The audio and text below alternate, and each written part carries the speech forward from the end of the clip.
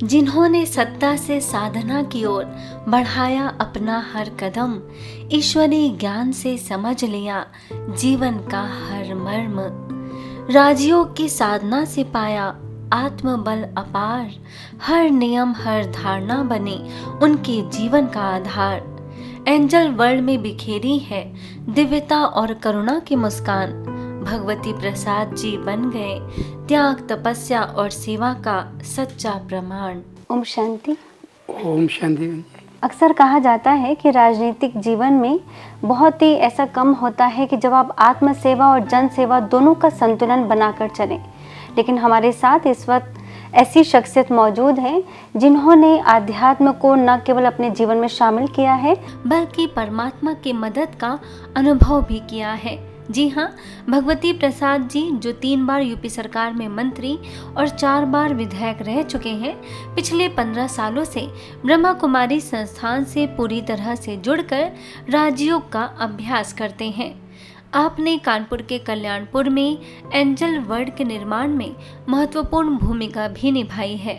तो आइए उनके अनुभवों का लाभ लेते हैं। सबसे पहले मैं आपका स्वागत करती हूँ। धन्यवाद, शुक्रिया। ओम शांति दीदी। कैसे हैं आप? बिल्कुल ठीक है जी। कैसा लग रहा है यहाँ पर? बहुत अच्छा लग रहा है।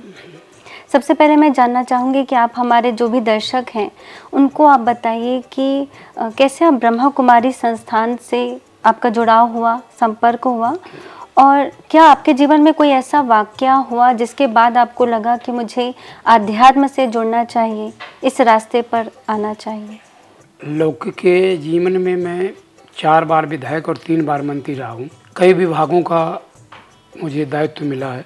जब मैं तीसरी बार मंत्री बना था तो लखनऊ में विधायकों की और मंत्रियों की राधा बहन जी ने एक कार्यक्रम किया था जिसमें की मुख्य अतिथि उषा बहन जी थे। उषा बहन जी ने उसमें राजनीतिक पॉलिटिकल विंग से संबंधित उन्होंने विस्तार से बहुत अच्छा बाबा का ज्ञान उसमें समझाया था हमको। वहीं से 2009-10 की बात है, तो मैं वहाँ से प्रभावित हुआ। मेरा बाबा का ज्ञान का बीज वहीं से पड़ा था। लेकिन बाद में मैं झांसी मुझे भेजा गया, तो वहाँ से मैं चुनाव लड़ा विधानसभा का। मऊरानीपुर एक विधानसभा है झांसी जिले में।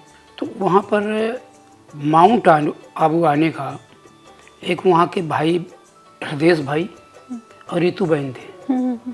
तो मैं घूमने के वजह से कि टूरिस्ट प्लेस है उस वजह से यहाँ पर आना चाहता था।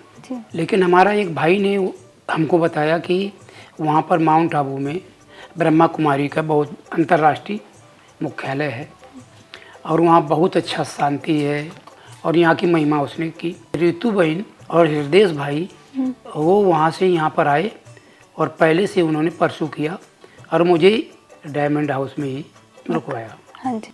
उस टाइम उन्होंने जानकी दादी जी क्लास ले रही थी तो उनको भी रेफरेंस दिया। तो दादी जानकी ने भी मेरा साल पहना करके स्वागत किया।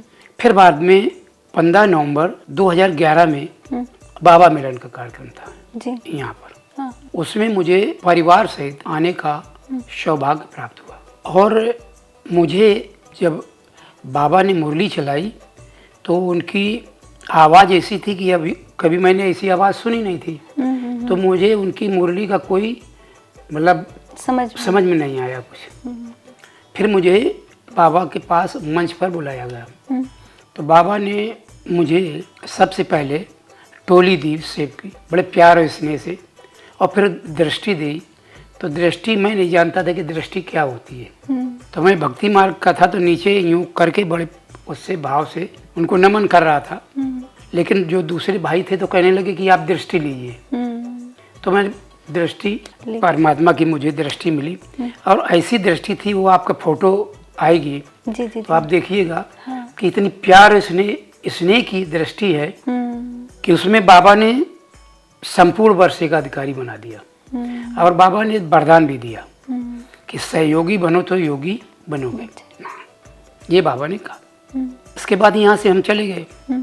तो धीरे धीरे बाबा की ऐसी कुछ कृपा हुई कि मैं मेरी लौकिक ससुराल भी झांसी में ही है, अच्छा। और झांसी के मऊ रानीपुर से मैं विधायक था, मंत्री था। तो भोजन पहले वहाँ का भी लेते थे, लेकिन फिर मैंने धीरे धीरे करके भोजन बाहर का समाप्त कर दिया। अच्छा। हाँ, कहीं से भी नहीं लेने लगे। और वो भोजन जो है वो सेंटर का बना हुआ ये भोजन हमको देने लगी। फिर धीरे धीरे धारणा मेरी बढ़ती गई। और मऊ रानीपुर में कटेरा एक नगर पंचायत है, तो वहाँ पर एक सेंटर भी बाबा ने ऐसा निमित्त बनाया कि वहाँ पर एक सेंटर भी बनवाया। और मऊ रानीपुर में भी एक सेंटर जो पहले से बना हुआ था उसके ऊपर कंस्ट्रक्शन करवाया, बाबा ने निमित्त बनाया, उसको करवाया। फिर 2017 में मैं बिल्हौर से चुनाव लड़ा। तो मैं जब वहाँ पर था तो दुलारी दादी तपोवन में वो रहती थी, तो उनके पास मैं जाता था। तो यहाँ पर पता चला, मुझे टीवी देखता था, निर्भय भाई साहब ने यहाँ पर एक संकल्प लिया था कि यहाँ एक बड़ा सा अस्पताल होना चाहिए। हाँ। तो मैंने वही उनसे दुलारी दीदी से कहा कि मैं उसमें कुछ सहयोग देना चाहता। तो उन्होंने कहा कि भैया कानपुर में कोई अच्छा काम होना चाहिए जिससे लंबे समय तक यहाँ के लोगों को उसको लाभ मिल सके। और इसके बाद ये जो प्रोग्राम था यहाँ अस्पताल का वो पोस्टपोन्ड हो गया था। तो मैंने संपर्क करने की कोशिश की। तो हमारा एक गांव जो है वो बिल्कुल लास्ट वाला गांव जो ब्लू वर्ल्ड है, जो ये एशिया का बड़ा टूरिस्ट प्लेस है जहाँ 10,000 गर्मी में प्रतिदिन लोग आते हैं। जी जी जी। उसी से वो गांव संडीला के नाम से है। तो मैंने ग्राम प्रधान से मिल करके और वहाँ जो ज़मीन थी तो वो ब्लू वर्ल्ड के बगल में ही अच्छी जगह थी। तो उसको मैंने लगभग 3 एकड़ के लगभग ज़मीन वो थी, और उस ज़मीन को मैंने ग्राम सभा से भूमि प्रबंधन समिति से प्रस्ताव करवा करके और उसको इसके निमित्त जो है उसमें प्रस्ताव बनवा लिया और राजस्व विभाग से उसमें चढ़वा करके इसके लिए आरक्षित करवा दिया। अच्छा। उसमें फिर बाउंड्री से लेकर के और कंस्ट्रक्शन भी उसमें करवाया। अच्छा। कुछ विधायक से, कुछ सरकार से और कुछ अपने मतलब व्यक्तिगत जो हमारे पास था उससे भी मैंने करवाया। हाँ। और परगही में भी वहाँ का डेवलप करवाने में भी बाबा ने सेवा करवाई। यहाँ पर जब काम शुरू हुआ तब बहुत अवरोध भी आए। माया ने पूरा अपना प्रयास किया। अच्छा। तो बीच में ये भी स्थिति आई कि अब यहाँ कुछ काम नहीं बन पाएगा। तो वहाँ पर उमा दीदी, तो उन्होंने कहा कि भाई साहब इसको बड़े प्रयास से आपने करवाया है, अब यहाँ कुछ नहीं होगा तो हम लोग आएंगे तो यहाँ बैठ करके तपस्या करेंगे। लेकिन हमारा उसमें लगातार चिंतन चलता रहा और धारणा बहुत मजबूत होती रही। तो जो भी समस्याएं आई वो धीरे धीरे करके मीट आउट बाबा करवाता गया। तो वो एक ऐसा प्रयास रहा। तो मैं तो बाबा को जितना भी धन्यवाद दूं वो हमारे सामने, वो मेरे पास शब्द नहीं है। जी जी जी।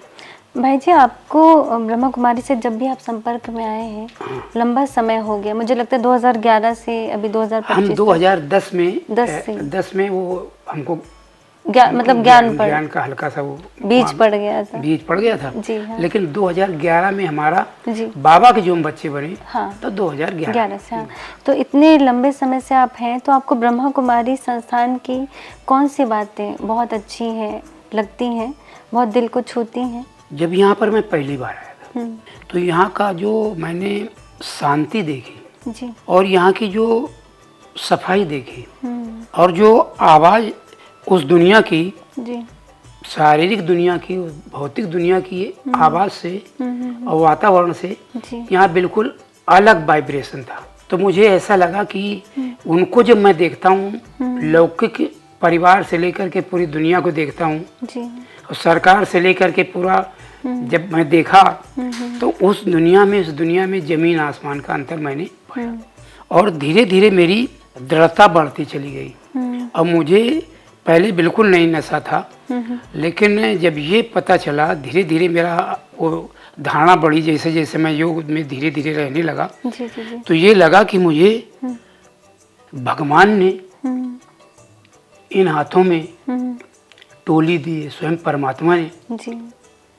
और मुझे स्वयं परमात्मा ने दृष्टि दी है, भगवान ने दृष्टि दी है, और भगवान ने वरदान दिए, जिसके लिए लोग दुनिया का तपस्या करते हैं, हिमालय पर्वत से लेकर के जंगलों में पड़े रहते हैं, लेकिन कुछ नहीं मिलता है। सही बात। और उसने मुझे ढूंढा, और मुझे इतना बड़ा सौभाग्य कि दुनिया की संपत्ति एक तरफ रख दो और परमात्मा के मिलने के लिए कोई कह दिया जाए कि भगवान तुमसे मिलेगा, तो सब वो छोड़ देगा। जी जी जी। और वो मुझे मिल गया। तो धीरे धीरे मेरा नशा बढ़ने लगा। तो जैसे आपने बताया था कि शुरू में आपको जब पहली बार आप मिले थे बाबा से, तो आपने पहली बार सुना तो आपको ज्ञान नहीं था, इसलिए बाबा के महावाक्य नहीं समझ में मेरे बिल्कुल नहीं आया जी। लेकिन उसके बाद आप आने लगे तो आपको धीरे धीरे, जैसे मैंने भोजन से लेकर के और धारणा में भी हम चलने लगे जी जी। और हमने जब बाबा का ज्ञान मिला और मेरा धीरे धीरे उनके प्रति निश्चय बढ़ता चला गया। हाँ।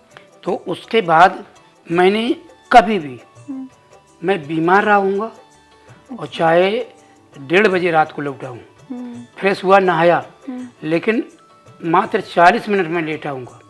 3 बजे का मेरा इसमें सेट है अलार्म। 3 बजा तो 3 बजे मैं उठ करके बैठ करके, और एक और सेकंड नहीं लगता है जी जी। जैसे इसमें वो अलार्म बजा सीधा, चूँकि 10 मिनट सब कॉन्शियस माइंड एक्टिव रहता है। हाँ। 10 मिनट जी। तो वो 10 मिनट बहुत महत्वपूर्ण होते हैं मॉर्निंग का। तो वो 10 मिनट मैं कभी भी 1 सेकंड भी उसका मिस नहीं करता हूँ। अच्छा। और सीधा सेकंडों में बाबा के साथ सेकंडों में कनेक्ट होता हूँ। अशरीरी बन करके तुरंत 1 सेकंड में सीधा बाबा के पास पहुँच गया। अच्छा। बाबा से गुड मॉर्निंग की जी जी। हाँ। और पद्मा पदम अनेकों बार उनसे गुड मॉर्निंग, नमस्ते, ओम शांति, प्रणाम, धन्यवाद बाबा। अच्छा। जो आपने मुझे कहाँ से कहाँ निकाल करके और अपने समान बनाने के लिए मुझे ये जो ज्ञान दे करके मुझे धीरे धीरे मुरली के माध्यम से जो ज्ञान मिल रहा है और योग के माध्यम से जो मेरी धारणाएं बढ़ रही हैं जी। तो वो मेरा लगभग 3 बजे से 5 बजे तक मेरा योग, और उसमें कभी भी 1 सेकंड का भी आलस और कभी भी 1 सेकंड का इधर उधर नहीं होता है, सीधा बाबा का। और बाबा से ही लौकिक परिवार से लेकर के ब्राह्मण परिवार, ईश्वरी परिवार और पूरे वर्ल्ड के लिए वाइब्रेशन बहुत ऊंची क्वालिटी का बाबा से जुड़ करके वो एक सीक्वेंस चलता है और वो कभी डिस्टर्ब नहीं होता है। अच्छा। हाँ, धारणा मतलब एक के बाद एक। और जिन लोगों ने मुझे ज्ञान मिलाए उनके लिए भी संकल्प चलते हैं, उनके लिए भी दुआएं करता हूँ।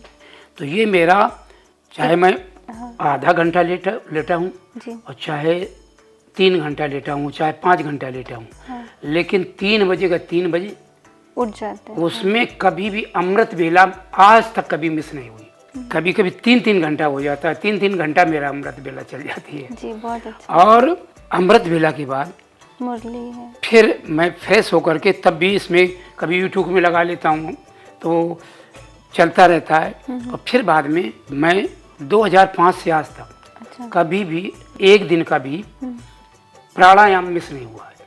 तो शरीर का भोजन भी लेते हैं और शरीर का एक्सरसाइज भी करते हैं, लेकिन अगर जो शरीर को चलाने वाली आत्मा है उसका अगर हम भोजन नहीं लेंगे तो कभी भी हमारी ज़िंदगी में शांति नहीं आ सकती है।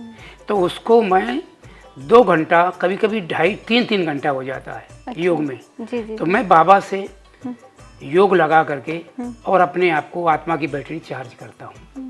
और दोनों मुरली आज तक कभी भी, चाहे कितनी व्यस्तता रही हो, लेकिन दोनों मुरली, साकार मुरली और व्यक्त मुरली, प्रतिदिन बाबा की सुनना और 1-2 सीनियर दीदियों की, दादियों की या जगदीश भाई की और उनके क्लास भी मैं 1-2 डेली सुनते हैं, अटेंड करते हैं, ताकि आत्मा की बैटरी चार्ज होती रहे। तो ये 10-12 साल हो गए? हाँ, ये काफ़ी दिन से चल रहा है। और इसके बाद बाबा का, चाहे मुझे 6 बजे निकलना होगा तो मुरली में गाड़ी में बैठ करके सुनूंगा, जहाँ जा रहा हूँ। लेकिन बाबा का भोग जो है वो भी मेरा जब टाइम होता है तो कभी कभी भोग जो है मैं योग में बैठ जाता हूँ बड़े भाव से बाबा को, बड़ी, चूंकि बाबा का तो खाना नहीं है, उसका तो कोई शरीर है नहीं, जी। लेकिन बाबा भावनाओं का भूखा हुआ, प्यार का भूखा हुआ है। तो मैं इतने ऊंचे संकल्प से और इतने भाव से बाबा को मैं बिना बाबा के भोग लगाए मैं निकलता नहीं हूँ। प्रतिदिन डेली भोग लगाने के बाद फिर मैं निकलता हूँ। अच्छा। हाँ, जहाँ अपने कर्म क्षेत्र में, राजनीति में या इधर उधर प्रोग्राम लगे होते हैं और उसमें हम निकलते हैं। जी। हाँ। उसके बाद भोजन भी हमारा सेंटर से ही आता है। जी। हम भोजन घर का नहीं करते हैं। और कभी कभी एक हफ्ते का मेरा बाहर का प्रोग्राम बनता है, लेकिन बाहर का हम किसी के हाथ का बना हुआ भोजन नहीं लेते। ये सबको बड़ा आश्चर्य होता है कि ये एक हफ्ता हो जाता है, ये कोई भोजन मतलब ना तो सब खाना लें ना कुछ करें। तो उसका भी एक बाबा का मैसेज जाता है। और कभी भी मैं ये बैच चाहे विधानसभा में हो चाहे कहीं जाऊँ, लेकिन ये हमेशा कभी उतारते नहीं है। बाबा का बैच हमेशा रहता है साथ में। तो जो लोग देखते हैं तो ओम शांति वो बोलते हैं। और शाम को भी नुमा शाम तो कभी कभी मिस हो जाती है, लेट हो जाता है कभी कभी, लेकिन ऐसा कोई दिन नहीं होता जिस दिन मैं बाबा के साथ, अगर दूर से कहीं 200 किलोमीटर दूर से चला, झांसी चला और कहीं से चला, तो वहाँ पर मैं कह देता हूँ अपने ड्राइवर से कि अब कोई बात नहीं करेगा। अच्छा। और वहाँ से बैठता हूँ तो 2-2.5 घंटा 3 घंटा हो जाता है। जैसे कानपुर में घर में आए, लौकिक घर में, तब वो कहता है कि साहब अब ये घर आ गया, तब मैं मेरा वो योग खत्म होता है। अच्छा। तो ये मेरा और एक प्रतिदिन बाबा का साथ जो मैंने आज कमाई की है बाबा को समर्पित करके और फिर बाबा को ही गुड नाइट करके मैं सोता हूँ। अब मुझे पता नहीं चलता है कि कितने टाइम मैं सो गया। मतलब लोगों को राजनीति में रहते हुए और लोग, बहुत से लोग तो ड्रग पता नहीं क्या क्या लेते तब उनको नींद पड़ती है। अब मुझे पता नहीं चलता है कि कब मुझे नींद, बाबा के गोद में कल्पना की और बाबा को याद किया और बाबा को सब जो आज की कमाई उसको दे दी, तो बिल्कुल खाली।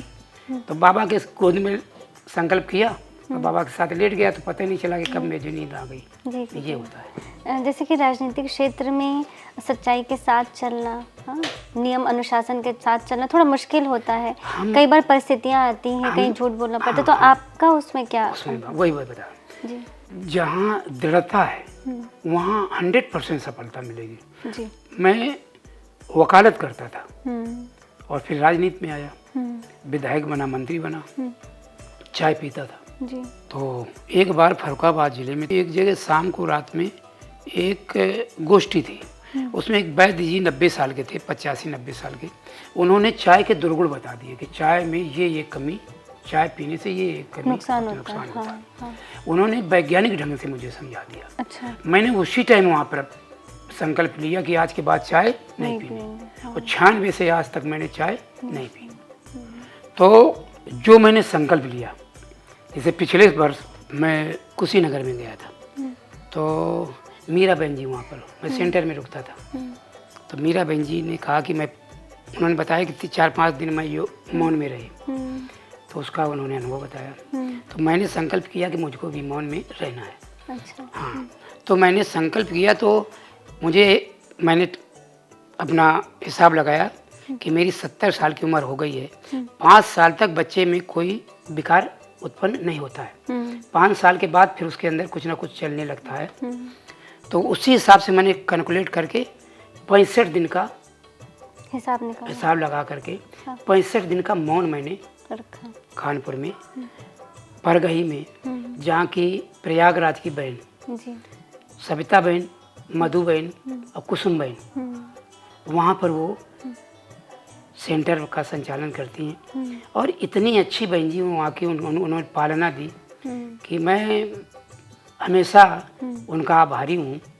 और 65 दिन जब मैंने कहा कि मैं 65 दिन मौन में रहूँगा, तो प्रकाश भाई जी ने ये सोचा कि राजनीति में भाई साहब रहे हैं, यहाँ तो एक दिन भी ना बोले तो लोगों को चैन नहीं पड़ता है। 65 दिन ये रहेंगे नहीं, 2-3 दिन में ये खत्म कर लेंगे। लेकिन जब मैं लंबे समय तक हो गया, तब जो उमा दीदी थी वो भी 9-10 दिन मौन में रह करके वहाँ हमारे साथ तपस्या की उन्होंने भी। अच्छा, अच्छा, मतलब औरों को भी प्रेरणा मिली हाँ, होगी। अब दीदी तो ने भी मुझे की। लगता है आपको सुन के और लोगों को भी प्रेरणा जी। मिलेगी कि जब आप कर सकते हैं तो हम क्यों नहीं कर सकते। असंभव, मतलब राजनीति में तो असंभव है। आप उस वक्त विधायक थे ना? विधायक जब थे। आप- जी। और 65 दिन जब मेरा मौन का पूरा खत्म हुआ, तब लोगों को ये लगा कि मतलब जिसके लौकिक जीवन में, परिवार में भी तमाम समस्याएं, बेटा बिजनेस में, उसके जीवन में भी तमाम उतार चढ़ाव, और लौकिक और राजनीतिक और सब में उथल पुथल, लेकिन मैंने प्रतिज्ञा की कि मैं किसी भी सूरत में इसको, जो मैंने प्रतिज्ञा की है 65 दिन की, इसको मैं एक भी घंटा कम नहीं करूँगा। और 65 दिन मैंने वहाँ का गेट भी नहीं देखा कि कहाँ पर है बाबा और हम। अच्छा, जैसे मान लीजिए कोई बात आती होगी तो आप मैसेज में आंसर देते ना हैं? ना, कुछ नहीं। मैं इसको जो है मोबाइल को, इसको मैं फीड करना भी नहीं जानता हूँ। अच्छा, मोबाइल से मैं बहुत दूर हूँ। अच्छा। सिर्फ इसमें यूट्यूब में सिर्फ जब बाहर होते तो बाबा की मुरली और दादियों का उनका एक दो क्लास, इसके अलावा इसमें कुछ मैं नहीं करता हूँ। अच्छा, इससे बहुत दूर रहता हूँ। जी जी। हाँ, वो हमारे 65 दिन का जो अनुभव रहा, वो ये जो दुनिया है, इस दुनिया से वो दुनिया जो है, जो आत्मिक दुनिया है, वो जो आपने रूहानी अनुभव दुनिया किया। है, जी जी। वो जिस्मानी दुनिया से बहुत अलग है। और वहाँ सब कुछ है, सुख शांति पवित्रता प्रेम आनंद खुशियाँ सब कुछ है। और यहाँ कुछ है ही नहीं। जी। इस दुनिया में कुछ बचे नहीं है। हम अपनी बहनों को देखते हैं, अपने भाइयों को देखते हैं, तो इनकी प्रसन्नता को देख करके, इनकी खुशी को देख करके, उस दुनिया में जो बहुत रिचेस्ट फैमिली के हैं आर्थिक रूप से, जी जी जी। और जो बहुत बड़े बड़े पद पर बैठे हैं, जिनको लोग प्रोटोकॉल में बहुत सम्मान देते हैं। हमारे भाई बहन भी उनके लिए तब परेशान रहते हैं कि हमारे बीच में आए। हमारी बहनों का जो 1 साल की बहन ज्ञान में चलने वाली होगी, वो जो बहुत बड़ा, जिसको आप देख रहे हैं कि बहुत बड़ा राजनीतिक है, बहुत बड़े अधिकारी है, उसके सामने कुछ नहीं है।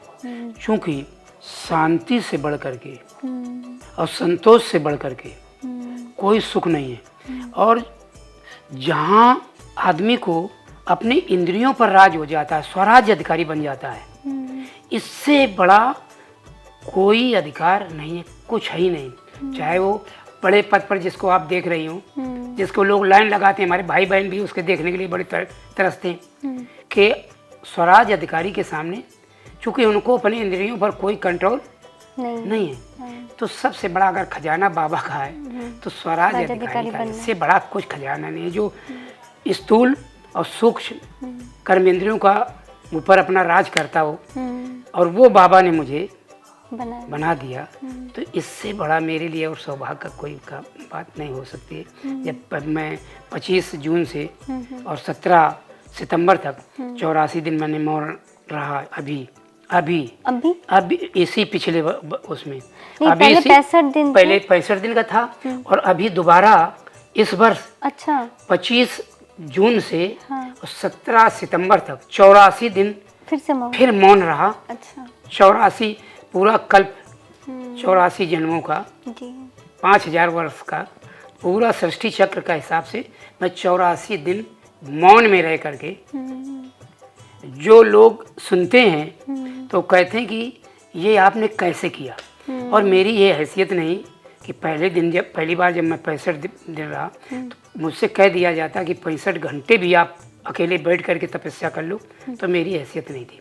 बाबा अगर मेरे साथ ना होता तो मैं कुछ नहीं कर पाता। तो बाबा और हम, बस मेरा बाबा, मैं बाबा का, और बाबा का जो अनुभव हुआ वो मैं बोल नहीं सकता, मैं बता नहीं सकता हूँ। वो तो मैं शब्दों से परे है। वो मौन में रह करके, एकांत में रह करके, साइलेंस में रह करके बाबा के साथ रहना, ये तो पता नहीं कितने जन्मों की कर्म फल व्यवस्था थी।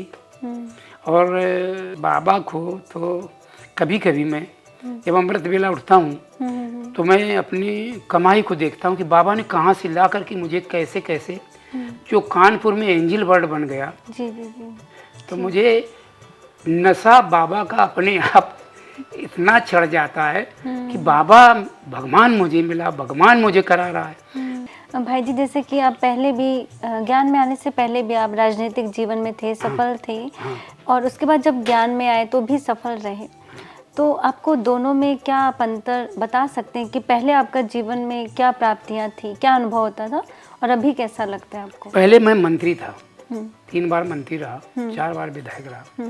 प्रोटोकॉल में दुनिया का वो सिक्योरिटी और सब सुविधाएं और सब कुछ मिलती थी। हाँ जी, हाँ जी। लेकिन वहाँ कहीं शांति नहीं थी। वो बनावटी दुनिया है जी जी। और ये वास्तविक दुनिया है। ये यथार्थ है, सत्य है, और वो झूठ पर आधारित है। वहाँ कुछ है ही नहीं। तो मैं तो देखता हूँ कि जब मैं बचपन में, मेरी 71 प्लस हो गई, 72 साल में मेरी उम्र शुरू हो गई है। बचपन की मैं अपनी ज़िंदगी देखता हूँ और दुनिया को देखता हूँ, तो गांव में कभी उस जमाने में, मेरे जमाने में, कोई एक आदमी शराब नहीं जानता था, शराब नहीं पीता था। और अपने माता पिता का बहुत रिस्पेक्ट और सबका बहुत रिस्पेक्ट होता था। गरीबी होती थी लेकिन शांति थी। आज संपन्नता है आर्थिक, लेकिन अंदर पूरा सब खोखला हो चुका है, कुछ बचा नहीं है। जिससे आप देखते होंगे, आप एक विकार के कारण हमारी बहनों की जो स्थिति होती है वो वर्णन नहीं की जा सकती, इतना उनको कष्ट होता है। और वहीं हमारा एक विकार को कंट्रोल करके हमारी ज्ञान मार्ग में बहनें वो फरिश्ता बन करके उड़ती है। और उसमें कहीं भी 2 महिलाएं होंगी तो शांति कभी नहीं रह सकती। और यहाँ हमारी हजारों बहनें होती हैं, लेकिन कभी किसी के अंदर एक दूसरे से लड़ते हुए कोई नहीं देखा। उस दुनिया में, इस दुनिया में बहुत अंतर है। मेरे तो एक ही सब लोगों से अपील है, नई जनरेशन और पुरानी जनरेशन सबसे अपील है, ये जो है अंतिम समय का अंतिम समय चल रहा है। ये जो दिखता है ये वास्तविक कुछ है नहीं। भक्ति मार्ग लोग बड़ी बड़ी तपस्या, बड़ा सब कुछ करते हैं, और इसके बाद भी अगर उनके अंदर जाकर के देखो तो अशांति के अलावा अब घर घर में डिप्रेशन है। क्योंकि जैसे एक आम का वृक्ष है और उसके जड़ में दीमक लगी है और पत्ती में पानी डाल रहे हैं, तो दीमक मरेगी नहीं। जब तक जड़ में उसको केमिकल डाल करके उसको नष्ट नहीं किया जाएगा तो दीमक वो नहीं मरेगी। तो पेड़ सूखने से कोई बचा नहीं सकता है, फल उसमें कभी लग नहीं सकता है। यही भक्ति मार्ग है। लोगों को शिव शंकर में अंतर नहीं समझ में आता है। लोगों को गीता का भगवान श्री कृष्ण को कह देते हैं, जबकि उसके गीता के भगवान परम पिता परमात्मा शिव हैं। तो जब तक सही चीज का हम अपने आप को शरीर समझेंगे तो कभी भी किसी को शांति नहीं मिल सकती।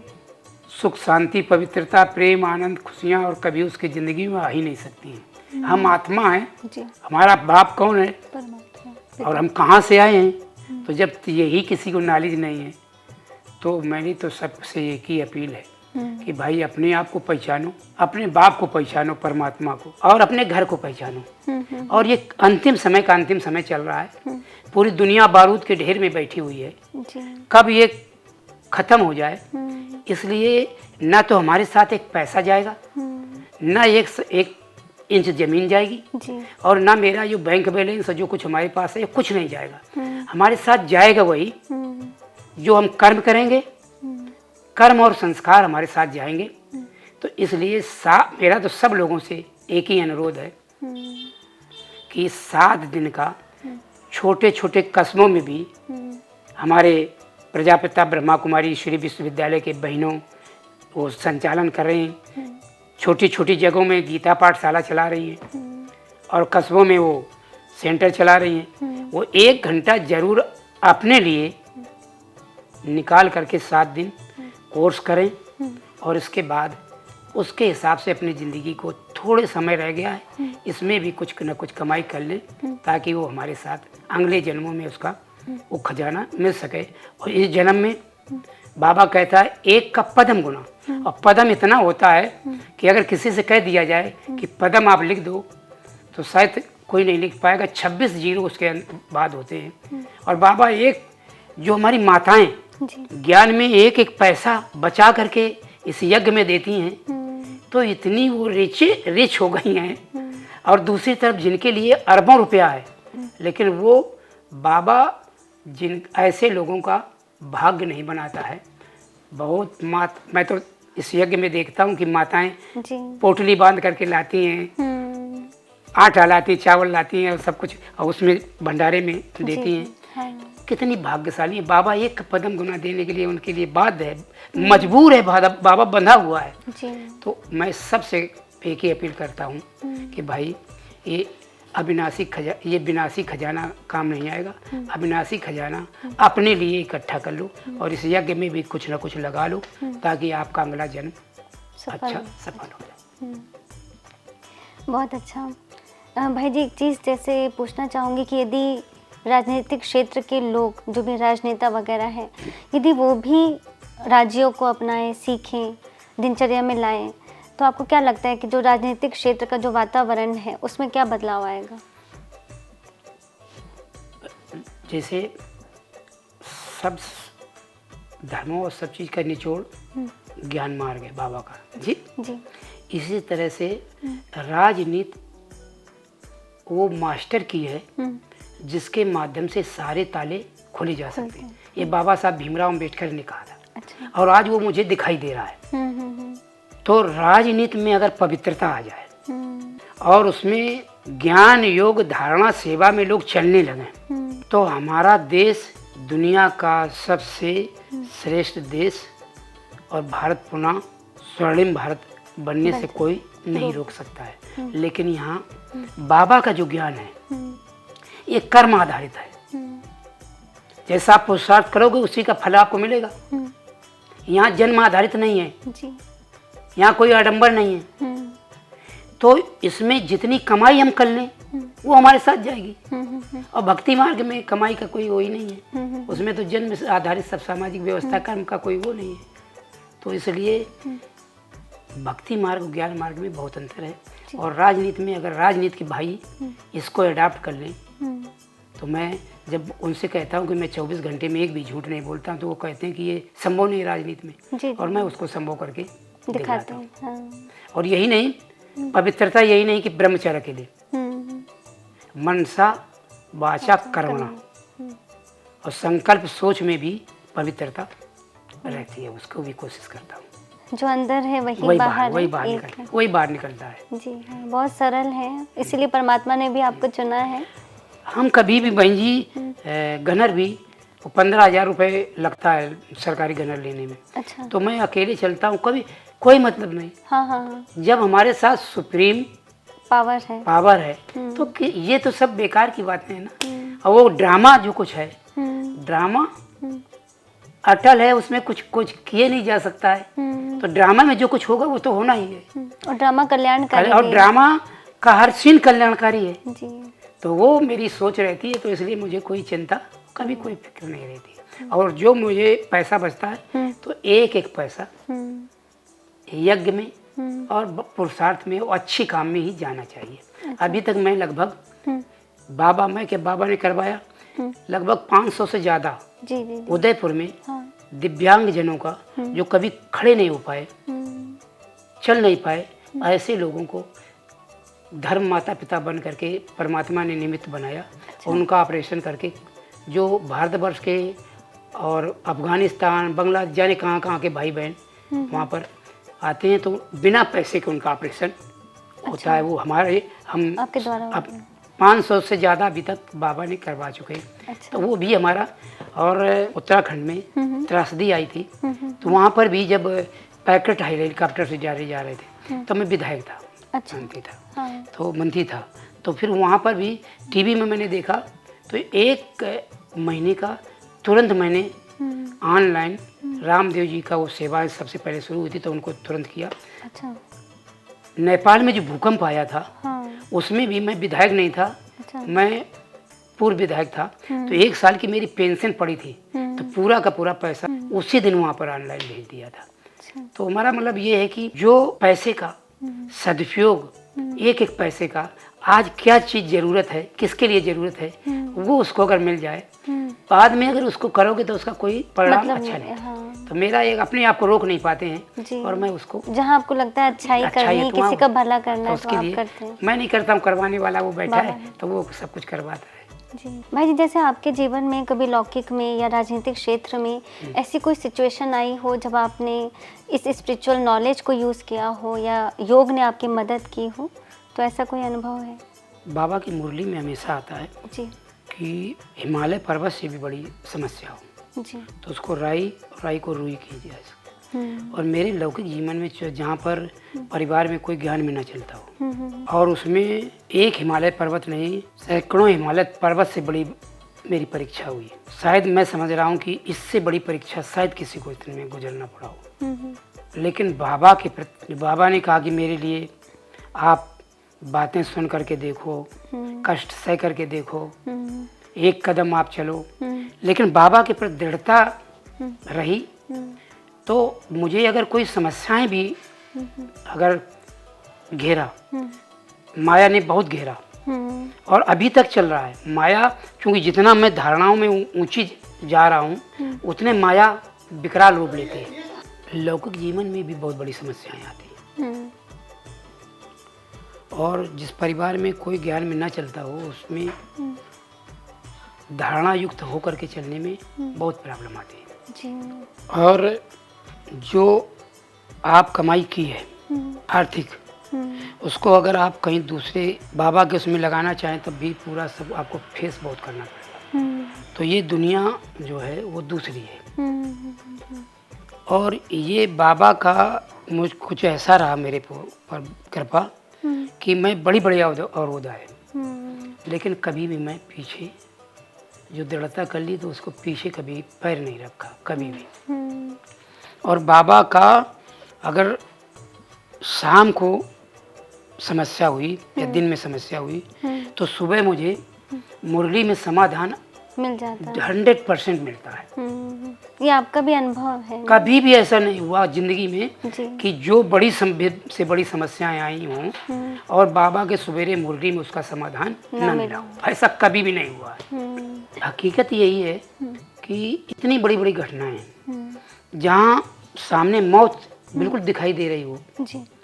तो बाबा का इस आत्मा से बहुत बड़ा कोई काम करवाना, पूरे वर्ल्ड में एक मैसेज देना है कि सतयुग की आधार मूर्ति राजनीति में रह करके भी एक ऐसी आत्मा है जो मतलब पूरे ज्ञान योग धारणा सेवा में चारों सब्जेक्ट में परफेक्ट, कभी भी एक में भी कम नहीं है। तो ये एक मैसेज पूरे वर्ल्ड में जाएगा। तो इससे लोगों को, जो लोग कहते हैं कि राजनीति वो काली कोठरी है जहाँ से निकलना बड़ा मुश्किल है, बेदाग निकलना बड़ा मुश्किल है। लेकिन हमको राजनीति में रहते हुए अभी तक बाबा के ज्ञान के कारण और बाबा के कारण मैं पूरी तरह से सुरक्षित हूँ और उसका बड़े पैमाने पर पूरे विश्व को वाइब्रेशन बड़े हाईएस्ट तरह से सतयुग की स्थापना के लिए बहुत उच्च कोट का वाइब्रेशन पूरा भेजता रहता हूँ और बाबा उसको निमित्त बनाए हैं। तो ये मैं अपने आप को बहुत सौभाग्यशाली समझता हूँ और बाबा ने बचाया और ये जीवन भी बाबा के लिए ही समर्पित है। बहुत बहुत धन्यवाद आपका। हमारे दर्शक जो भी हैं उन सभी को बहुत सुंदर प्रेरणाएं मिली हैं आपसे कि कैसे राजनीतिक जीवन में रहते हुए भी अपने जीवन में आध्यात्म और राजयोग के ज़रिए इतना खुशहाल रह सकते हैं और सारे नियम पालन कर सकते हैं, झूठ नहीं बोलना और अनुशासित जीवन जीना, इसको अपने जीवन का हिस्सा बनाकर आपने बहुत बड़ा उदाहरण सभी के सामने प्रस्तुत किया है। और आपने लोगों को ये मैसेज भी दिया है कि आपके शुभ संकल्प क्या हैं, कि दुनिया को सभी को पता पड़े कि कैसे परमात्मा आ चुके हैं और नई दुनिया की स्थापना का कार्य हो रहा है और सच्ची खुशी और सच्ची शांति कहाँ मिलेगी वो भी आपने स्पष्ट रूप से बताया कि भले ही धन हो लेकिन यदि मन की शांति, सुकून, संतोष नहीं है तो वो सब बेकार है। और उसके लिए कहीं ना कहीं से हमें अध्यात्म से जुड़ना चाहिए, परमात्मा से जुड़ना चाहिए। तो ये सभी मैसेज बहुत अच्छी तरह से हमारे दर्शक तक पहुंच गए। इसके लिए आपका बहुत बहुत धन्यवाद। शुक्रिया जी, बहुत ओम शांति, धन्यवाद।